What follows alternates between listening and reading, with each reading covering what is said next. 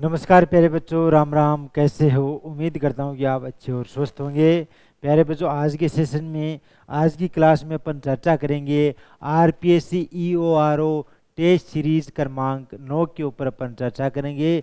इससे पहले 8 test series की क्लासेज हो चुकी है, तो जो प्यारे बच्चे पहले से जुड़े हुए हैं उनको पता है, और जो पहली बार आज क्लास लेने के लिए आए हैं उनको मैं बता रहा हूँ कि इन्फ्यूजन नोट्स के यूट्यूब चैनल के ऊपर आरपीसी ईओआरओ की जो पिछली क्लासेज अगर आपने नहीं देखी है तो चैनल के माध्यम से देख सकते हैं। और या आज अपन चर्चा करेंगे 50 प्रश्नों की। प्रश्न संख्या 401 से 450 तक, कुल 50 प्रश्न है जो आज की इस सीरीज के अंदर मैं आपको बताने वाला हूँ। प्यारे बच्चों, आपने अगर इन्फ्यूजन नोट्स के यूट्यूब चैनल को अभी तक सब्सक्राइब नहीं किया है तो ज़रूर कीजिएगा, जिससे आपको हर जानकारी सबसे पहले और समय पर मिल सके।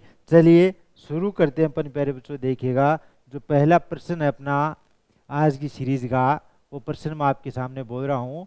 प्रधानमंत्री आवास योजना के तहत आवास निर्माण राशि में केंद्र व राज्य का अंश कितना है? यानी कि जो केंद्र सरकार के द्वारा जो प्रधानमंत्री आवास योजना चलाई जा रही है, ये योजना चलाई तो केंद्र सरकार के द्वारा जा रही है, लेकिन उसके अंदर हिस्सेदारी है, केंद्र की और राज्य की अलग अलग हिस्सेदारी है। तो यहाँ पर आपको बतानी है कि केंद्र का कितना अंश है और राज्य का कितना अंश है, उसके बारे में आपको बताना है। तो देखिएगा, पहला ऑप्शन आपके सामने 50-50, दूसरा है 60-40, तीसरा है 40-60 और चौथा है 90-10। तो एक साइड में अपन केंद्र का बताएंगे और दूसरी साइड में राज्य का। तो प्यारे बच्चों, इसमें देखिएगा जो केंद्र का हिस्सा है, अंश रहेगा, वो है 60 और राज्य का कितना है? 40%। तो आपका ऑप्शन नंबर बी इसमें सही होगा कि प्रधानमंत्री आवास योजना के अंदर है जो निर्माण राशि के अंदर केंद्र का हिस्सेदारी कितना इंच रहता है? 60% और राज्य का रहता है 40%। तो ये आपको ध्यान रखना है, 60-40 का रेशियो रहता है। चलिए जो अगला प्रश्न है वो देखिएगा आप। नेक्स्ट है, इंदिरा गांधी शहरी क्रेडिट कार्ड योजना का लाभ लेने के लिए आयु सीमा निर्धारित की गई है। कितनी आयु सीमा निर्धारित की गई है उसके बारे में आपको बताना है। ऑप्शन नंबर 1 है न्यूनतम 25 वर्ष, अधिकतम 50 वर्ष, या 18 से 40, या फिर 21 से 40। तो प्यारे बच्चों, इसमें जो आयु का निर्धारण किया गया है वो है 18 से 40। 18 से 40 आपका कौन से ऑप्शन के अंदर है? ऑप्शन नंबर सी है, वो आपका इसके अंदर बिल्कुल सही जवाब है। एक बार फिर से आप देख सकते हो, इंदिरा गांधी शहरी क्रेडिट कार्ड योजना का लाभ लेने वाले जो आवेदक हैं उनकी आयु सीमा का निर्धारण किया गया है, कितनी होनी चाहिए? 18 से 40 वर्ष तक होनी चाहिए। चलिए नेक्स्ट जो प्रश्न है वो देखिएगा आप।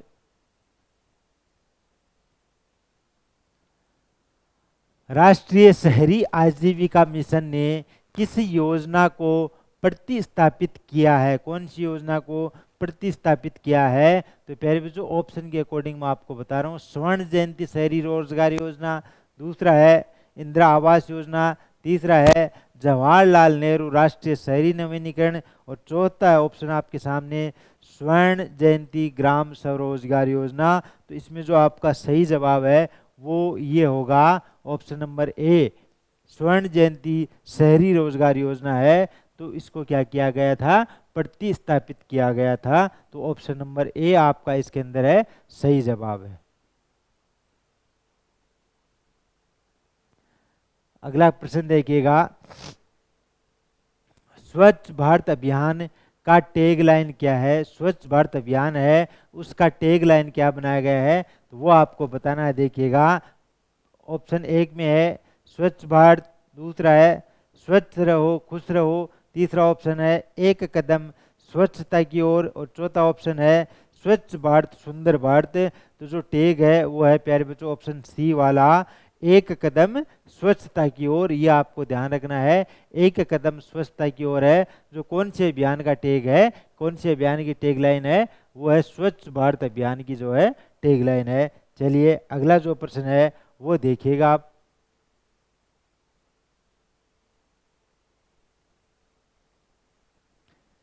प्रश्न है, इंदिरा गांधी शहरी रोजगार गारंटी योजना के संबंध में कौन सा कथन सही नहीं है?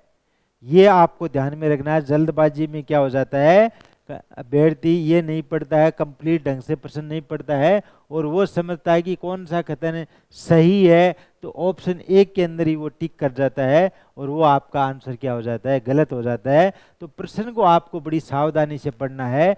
एक बार समझ में नहीं आए तो दोबारा आप पढ़ सकते हो। देखिएगा प्रश्न में क्या पूछ रहा है, इंदिरा गांधी शहरी रोजगार गारंटी योजना के संबंध में निम्न में कौन सा कथन सही नहीं है?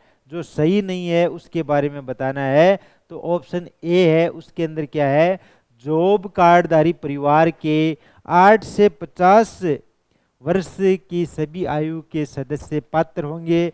ऑप्शन बी है, योजना के तहत 100 दिन का रोजगार उपलब्ध करवाया जाएगा। ऑप्शन सी है, योजना में आवेदन के बाद 15 दिन में रोजगार उपलब्ध कराने का प्रावधान किया गया है। बिल्कुल सही है। चौथा ऑप्शन है, ये योजना पूर्ण रूप से राज्य सरकार द्वारा आयोजित की जा रही। बिल्कुल सही है। तो आपका ये ऑप्शन भी सही है, ऑप्शन सी भी सही है, ऑप्शन बी भी सही है। तो ऑप्शन ये क्या है, सही नहीं है। तो प्रश्न के अनुसार जो आपका राइट आंसर होगा वो होगा ऑप्शन ए। बाकी ये योजना के जो तीनों के तीनों पॉइंट हैं वो सही है। तो आपको ऑप्शन ए के ऊपर क्या करना है, टिक करना है। चलिए प्यारे बच्चों, जो नेक्स्ट अगला जो प्रश्न है अपना वो देखिएगा आप। प्रश्न है, केंद्र सरकार की देय योजना किस क्षेत्र के लिए शुरू की गई है? केंद्र सरकार के द्वारा जो देय योजना चलाई गई है वो किस क्षेत्र के लिए शुरू की गई है? तो प्यारे बच्चों ऑप्शन है, शिक्षा के लिए, स्वास्थ्य क्षेत्र, रोजगार क्षेत्र या विरासत विकास क्षेत्र के लिए। तो ऑप्शन आपका जो ऑप्शन नंबर डी है वो बिल्कुल सही जवाब है। प्यारे बच्चों, विरासत विकास के लिए केंद्र सरकार की ये हृदय योजना है वो शुरू की गई है। तो ये आपको इसमें ध्यान रखना है। चलिए नेक्स्ट अगला जो प्रश्न है वो देखिएगा। अमृत योजना के प्रारंभिक चरण में कितने शहरों का आवंटन किया गया था? अमृत योजना जब शुरू की गई थी तो इसमें शुरू के अंदर जो पहला चरण था, प्रारंभिक चरण था, उसमें कितने शहरों को शामिल किया गया था? तो ऑप्शन ए में 30, बी में 60, सी में 90 या 100। तो आपका जो सही जवाब है वो होगा प्यारे बच्चों, स्टार्टिंग में यानी कि शुरू के अंदर प्रारंभिक चरण में 90 शहरों को क्या किया गया था, आवंटन किया गया था। 90 शहरों को आवंटन हुआ था। तो यह आपका ऑप्शन नंबर सी इसके अंदर बिल्कुल सही जवाब है। अगला प्रश्न देखिएगा।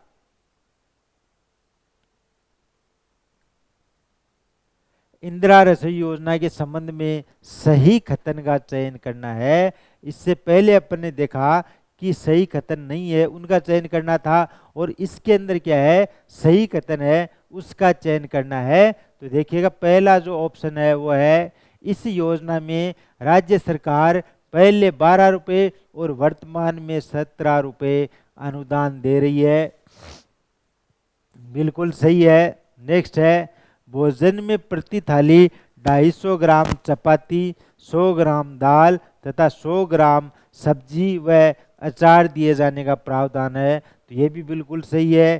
तीसरा है, मुख्यमंत्री अशोक गहलोत ने 18 सितंबर 2022 को 512 इंदिरा रसोइयों का शुभारंभ किया था। तो ये भी सही है। तो इसके अकॉर्डिंग ऑप्शन डी आपका क्या है, सही जवाब होगा। ये तीनों की तीनों कथन आपके क्या हैं, इंदिरा रसोई में मैच कर रहे हैं, इंदिरा रसोई के अंदर ये लागू हो रहे हैं, सही हैं। तो प्रश्न के अनुसार ऑप्शन डी आपका इसके अंदर है सही जवाब होगा। नेक्स्ट प्रश्न है प्यारे बच्चों, देखिएगा। भारत सरकार ने प्रधानमंत्री आवास योजना शहरी को कब तक जारी रखने की मंजूरी दी है? सबको ध्यान है 2026 तक। मैं आपको बता देता हूँ, कई बार ये पेपर में आ चुकी है। तो प्रधानमंत्री जो शहरी आवास योजना है उसको 2026 तक रखा गया है। अब इसमें तो क्या है, एक ही ऑप्शन है 2026, सॉरी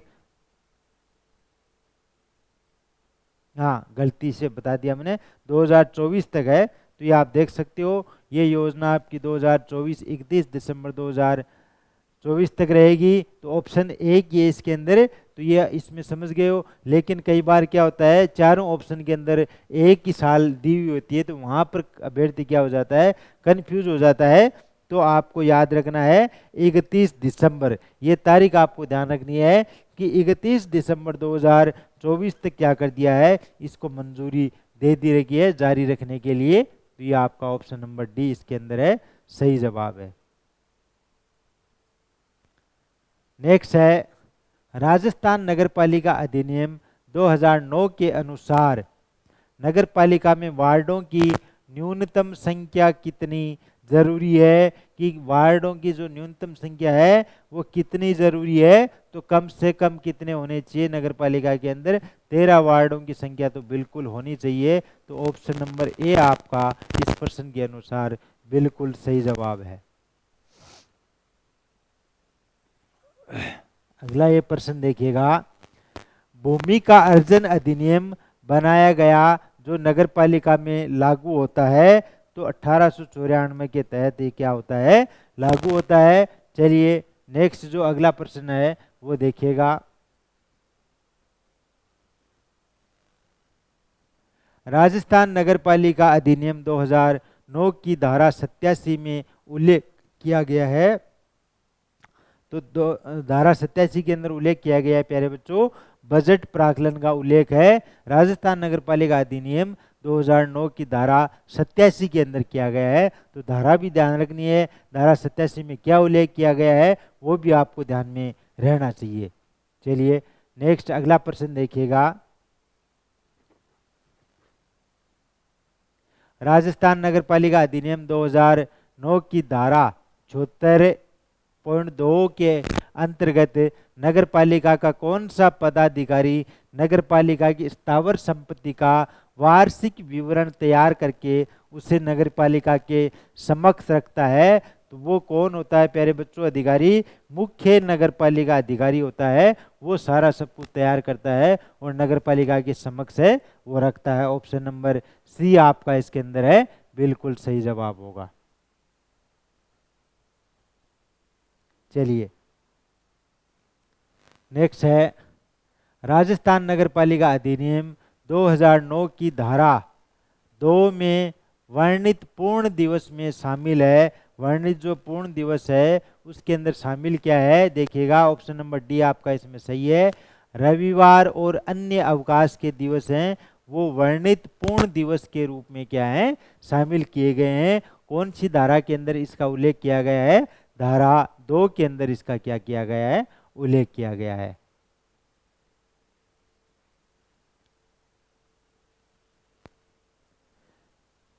नेक्स्ट है, राजस्थान नगरपालिका अधिनियम 2009 की कौन सी धारा वेष्टि सदस्यों के अधिकार और विशेषाधिकार से संबंधित है। तो ये कौन सी धारा है, धारा की जानकारी आपको यहाँ पर बतानी है। तो धारा 52, ऑप्शन नंबर सी आपका इसके अंदर क्या है, बिल्कुल सही जवाब है।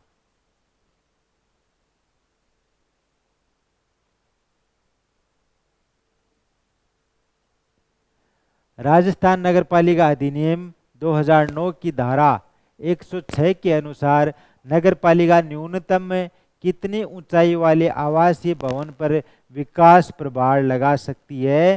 तो कितनी ऊंचाई वाले, ये प्रश्न मैंने कल भी बताया था आपको, 14 मीटर से ऊंचे जो विकास मकान होते हैं उनके ऊपर क्या कर सकती है, विकास प्रभार है लगा सकती है। तो ये आप देखिएगा ऑप्शन नंबर बी आपका इसमें सही जवाब है।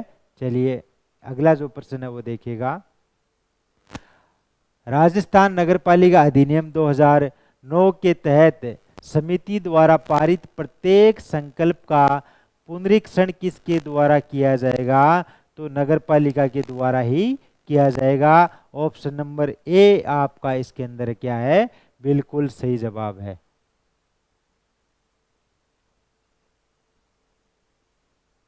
नेक्स्ट है, 2 से अधिक संतान होने पर व्यक्ति शहरी निकायों का चुनाव नहीं लड़ सकता।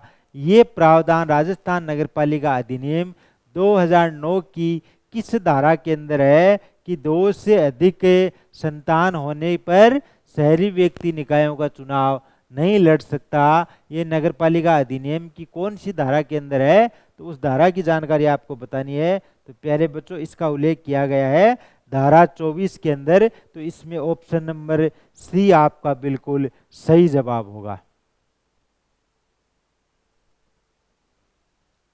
नेक्स्ट है राजस्थान नगरपालिका अधिनियम 2009 की धारा 206 में उल्लेख किया गया है। क्या उल्लेख किया गया है? ऑप्शन नंबर डी का किया गया है, संक्रम किस प्रकार किया जाना। तो इसका क्या किया गया है? उल्लेख किया गया है। चलिए नेक्स्ट देखिएगा, राजस्थान नगरपालिका अधिनियम 2009 की धारा 298 के अधीन अभियोजना का निर्देश कौन देता है? प्यारे बच्चों, अभियोजना का जो निर्देश देता है वो है मुख्य नगरपालिका अधिकारी। कौन देता है? मुख्य नगरपालिका अधिकारी है जो अभियोजना का क्या देता है? निर्देश देता है। अगला जो प्रश्न है वो देखिएगा आप,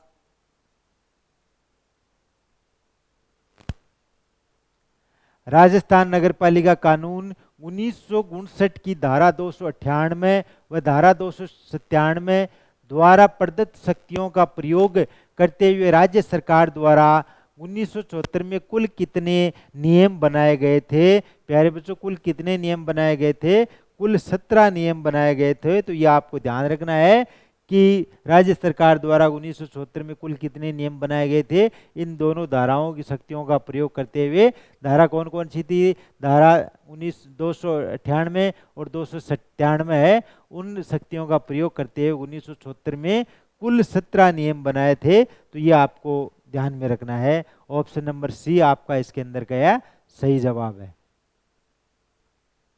चलिए नेक्स्ट है, राजस्थान नगरपालिका सामान्य क्रय और उपबंध नियम 1974 के अंतर्गत अधिशासी अभियंता कितने राशि तक के बिलों का तकनीकी रूप से अनुमोदन परीक्षण कर सकता है? तो ऑप्शन ए आपका सही है, 50 लाख रुपए तक। कितना? 50 लाख रुपए तक राशि के बिलों का तकनीकी रूप से अनुमोदन परीक्षण है वो कर सकता है। प्यारे बच्चों, ऑप्शन नंबर ए आपका इसमें सही था। देखिएगा अगला जो प्रश्न है वो देखिए, राजस्थान नगरपालिका अधिनियम 2009 के अनुसार बैठक की कार्यवाही किसके द्वारा तैयार की जाती है? जो बैठक होती है उसकी कार्यवाही है वो किसके द्वारा तैयार की जाती है? प्यारे बच्चों, तो नगरपालिका का जो अधिकारी होता है उसके द्वारा बैठक की जो कार्यवाही है तैयार की जाती है। ऑप्शन नंबर डी आपका इसके अंदर क्या है? बिल्कुल सही जवाब है। चलिए अगला जो प्रश्न है, इंदिरा गांधी शहरी क्रेडिट कार्ड योजना को लागू करने के लिए कौन से विभाग को नोडल विभाग चुना गया? कौन से विभाग को चुना गया? ऑप्शन देखिएगा, ऑप्शन आपका नगरीय निकाय, स्वायत्त शासन विभाग, समाज कल्याण विभाग, और डी है वो है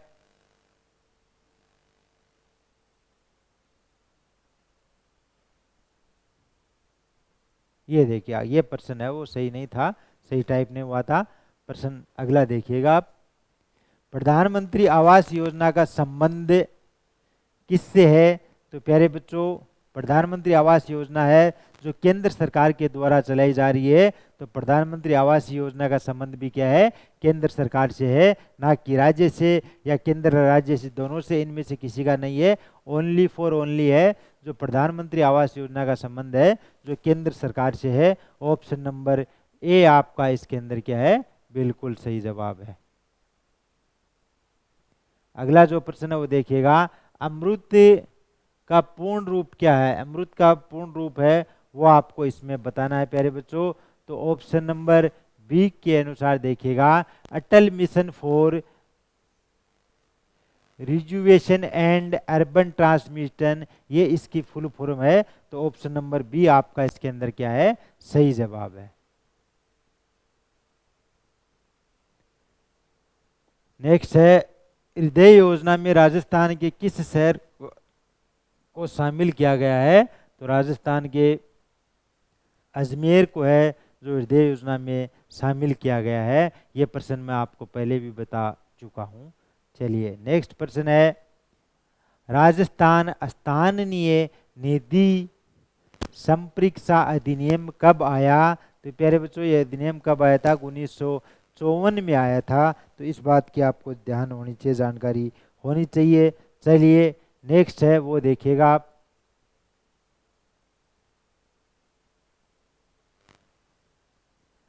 राजस्थान नगरपालिका अधिनियम 2009 के अनुसार किसी नगरपालिका का अन्य जिले की किसी नगरपालिका से विवाद होने की स्थिति में उस विवाद पर कौन उस विवाद का संज्ञान कर सकेगा और स्वयं उसका विनिश्चित कर सकेगा तथा उसका विनिश्चित अंतिम होगा?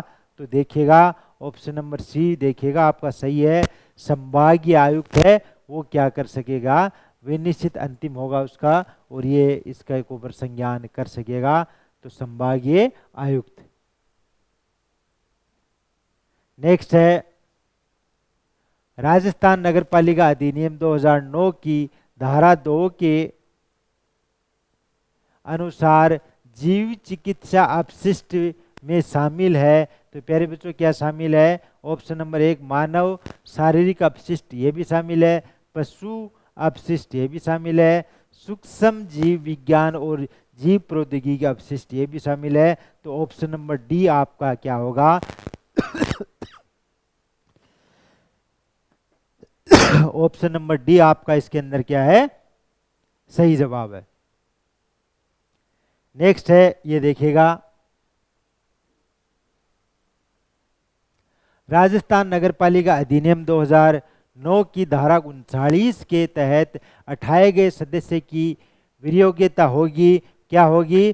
6 वर्ष तक क्या है? चुनाव या निर्वाचन नहीं हो सकेगा, अपात्र रहेगा। तो ये ऑप्शन नंबर सी आपका इसके अंदर क्या है? सही जवाब है।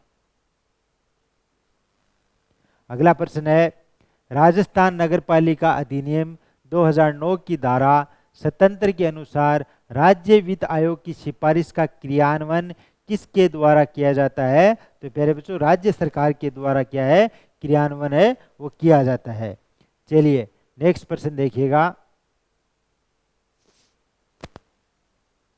राजस्थान नगरपालिका अधिनियम 2009 की किस धारा में उपभोक्ता प्रभार उद्यत करने की शक्ति का उल्लेख किया गया है? तो वो कौन सी धारा के अंदर किया गया है प्यारे बच्चों? धारा 104 के अंदर है इसका उल्लेख है किया गया है।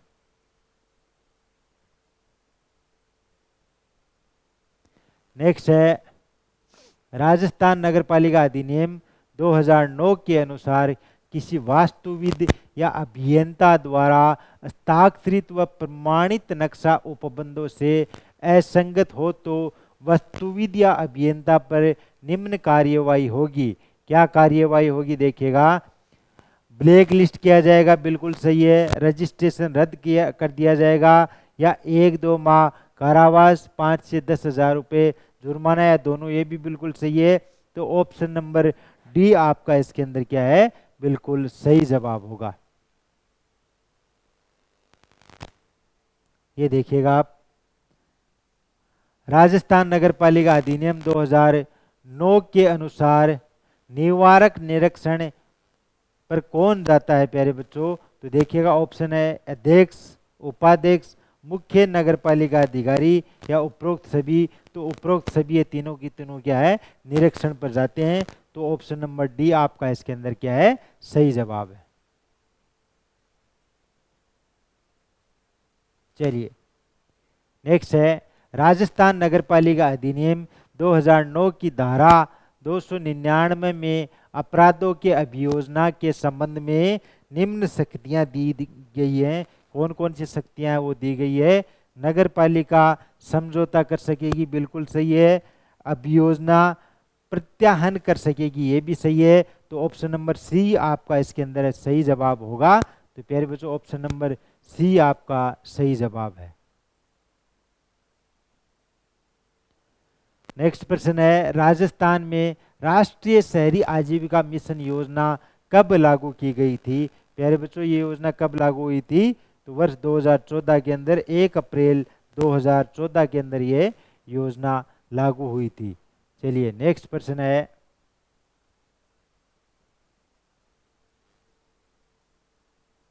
इंदिरा गांधी शहरी रोजगार गारंटी योजना में आवेदन करने के लिए आवेदनकर्ता के पास कौन सा दस्तावेज होना चाहिए प्यारे बच्चों? तो जन आधार कार्ड है वो होना चाहिए।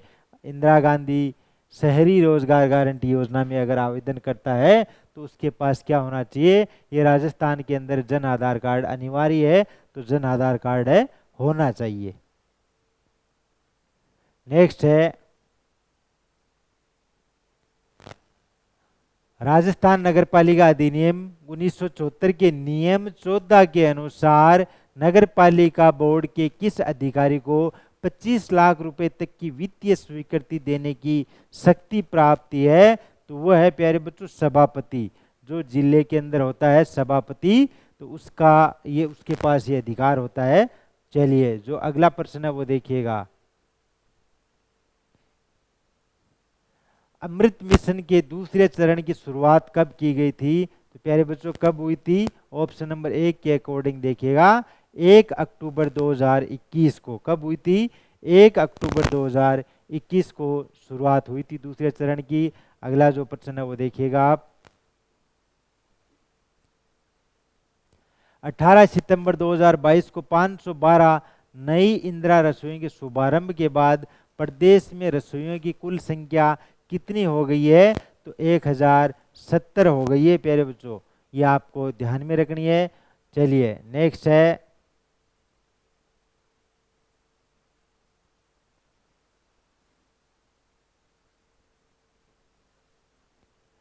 नगरपालिका के चुनाव का नियंत्रण निर्देशन और अधीक्षण कौन करता है? नगरपालिका के अंदर जो चुनाव होता है उसका नियंत्रण निर्देशन वे कौन करता है प्यारे बच्चों? तो ऑप्शन बी आपका सही है, जिला निर्वाचन समिति है वो सारा करती है, नियंत्रण भी करती है, निर्देशन भी करती है और अधीक्षण भी करती है। तो ये एक पावर किन के पास होती है? जिला निर्वाचन समिति के पास होती है। अगला जो प्रश्न है वो देखिएगा आप,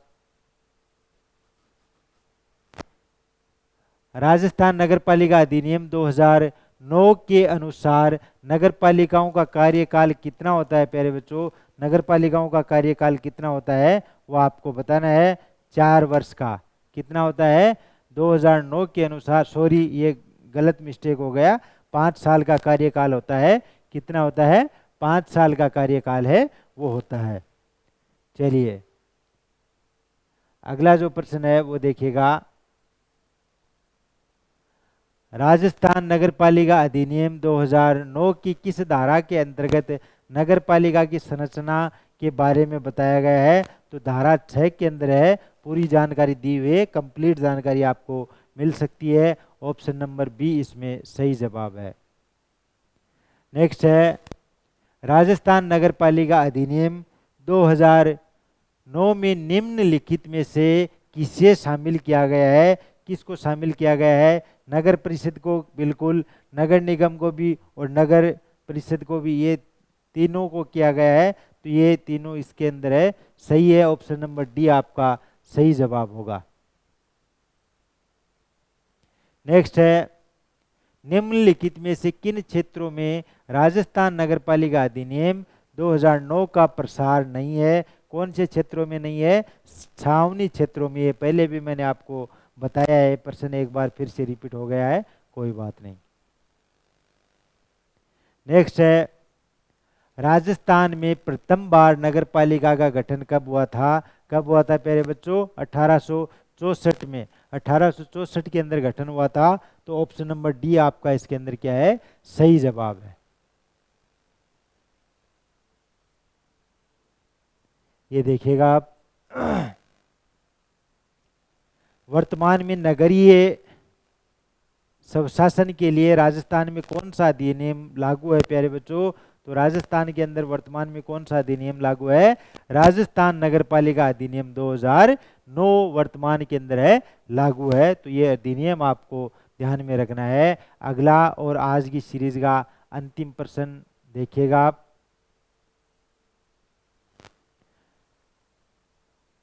राजस्थान नगर पालिका अधिनियम 2009 के अनुसार राज्य सरकार द्वारा नगर परिषद में अधिकतम कितने व्यक्तियों के नाम निर्दिष्ट किए जा सकते हैं? तो प्यारे बच्चों, अधिकतम कितने होते हैं? 9 व्यक्तियों के नाम क्या किए जा सकते हैं? निर्दिष्ट 8 व्यक्तियों के नाम निर्दिष्ट किए जा सकते हैं। ऑप्शन नंबर बी आपका इसके अंदर क्या है? सही जवाब है। तो प्यारे बच्चों, आज की सीरीज में अपन ने 50 प्रश्न देखे हैं। टेस्ट सीरीज आरपीएससी ईओआरओ की टेस्ट सीरीज संख्या 9 इसकी चर्चा करी। और ये प्रश्न आपको कैसे लगे? हमारी टीम के द्वारा ये प्रश्न तैयार किए गए इंपॉर्टेंट प्रश्न मैं आपके साथ लेकर आया हूँ। कैसे लगे? अगर किसी प्रश्न का ऑप्शन मैंने गलती से बाय मिस्टेक बता दिया आपको लगे कि ये ऑप्शन नहीं होना चाहिए है, तो आप कमेंट बॉक्स में कमेंट कर सकते हो। प्यारे बच्चों, इससे पहले वाले टेस्ट सीरीज अगर आपने नहीं देखी है तो वो इन्फ्यूजन नोट्स के यूट्यूब चैनल से आप चेक कर सकते हो, वहाँ पर अवेलेबल है। और डेली करंट अफेयर की जानकारी अगर आपको लेनी है तो इन्फ्यूजन नोट्स का जो टेलीग्राम चैनल है इन्फ्यूजन नोट्स के नाम से, वो या इंस्टाग्राम चैनल इन्फ्यूजन नोट्स का है, उसको आप फॉलो कर सकते हो। वहाँ पर आपको डेली करंट अफेयर की जानकारी है वो मिल जाएगी। और ये जानकारी भी आप प्यारे बच्चों अपने फ्रेंड सर्किल में शेयर कीजिएगा, जिससे अगर आपका साथी कोई तैयारी कर रहा है तो उसको भी लाभ मिल सके। और मिलते हैं अपन आरपीएससी ईओआरओ टेस्ट सीरीज संख्या 10 के अंदर। तब तक के लिए 50 प्रश्न है, उनकी आप प्रैक्टिस कीजिएगा। धन्यवाद। राम राम।